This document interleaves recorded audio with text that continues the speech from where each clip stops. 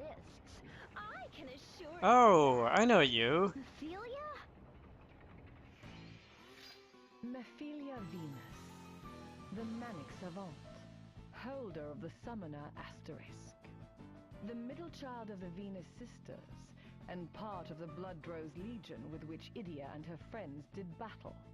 Though her heart bears deep scars, the love and support of her sisters has helped her regain a modicum of mental stability. By what strange trick of fate do your paths cross anew? Oh, so this is where they put you, go. Oh, don't you look just dreadful? You must return with me to the forest. Together, we will unlock the secrets of Amaterasu. Oh. Miss Mephilia! You possess a sharp mind and an aptitude for summoning, and are fiercely devoted to your research. If anyone can succeed in summoning Amaterasu, it's you. Oh, my dear Go, you were born for this. I cannot bear to have you wallowing in this filthy, clamorous cuckoo clock a moment longer. Oh, just look at that grimy face, blighted by smears of grease. And the smell. Do you have to say it like that? This is the career he chose, after all. Oh, Idia. Humans bound and battered by the responsibilities of reality are little more than dull little pigs. A mind as bright as this boy's must not be sacrificed to the whims of fate. Now, if you'll excuse us, teleport! Wait, Mephilia! I haven't given him the letter yet. You had one job, as they say. First, we should tell his manager, no? You're probably right. Man, what a hassle. Alright, so I've seen a few of those, like, old boss introduction things, and I'm not sure I really like them so far.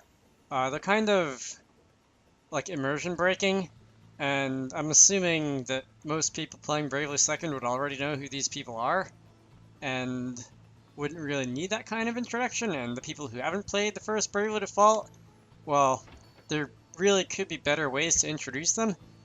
Anyway, we're going on one of these fancy, like, talking to people quests.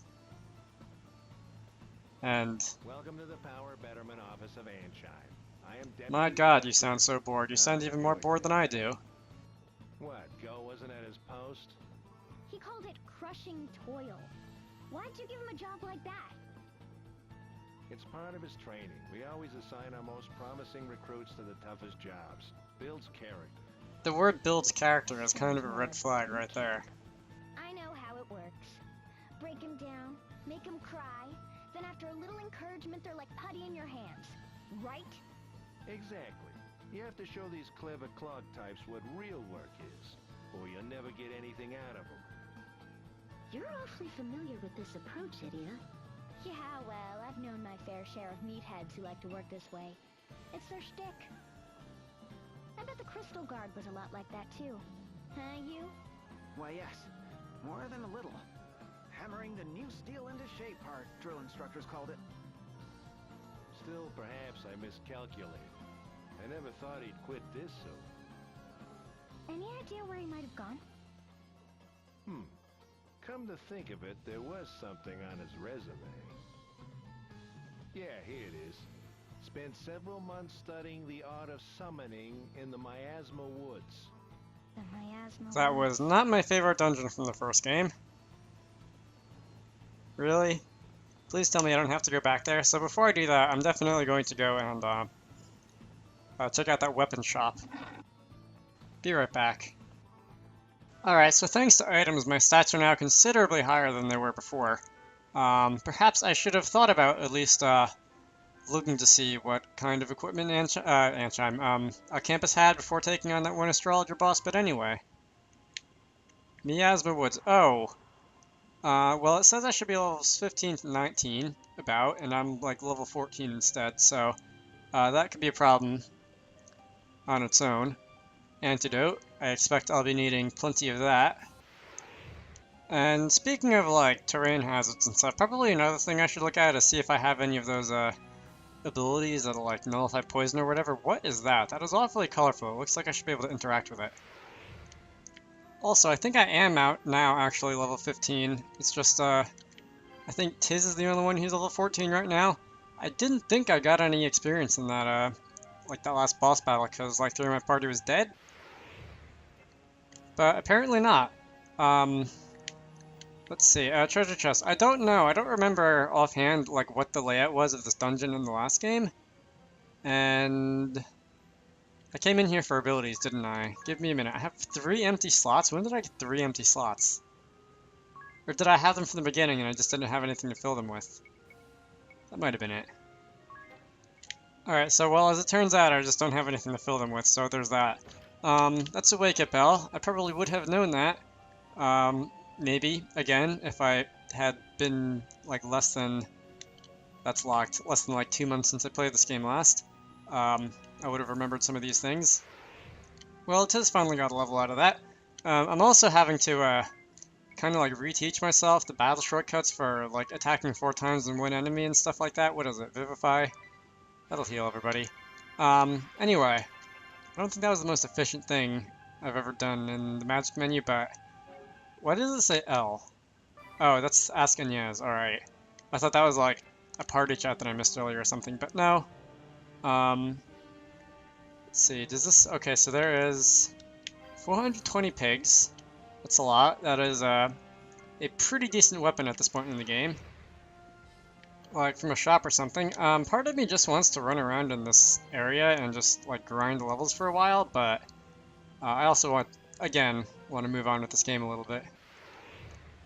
And is it just me, or are there more treasure chests in this area than there usually are? Because there are like 6 when I entered.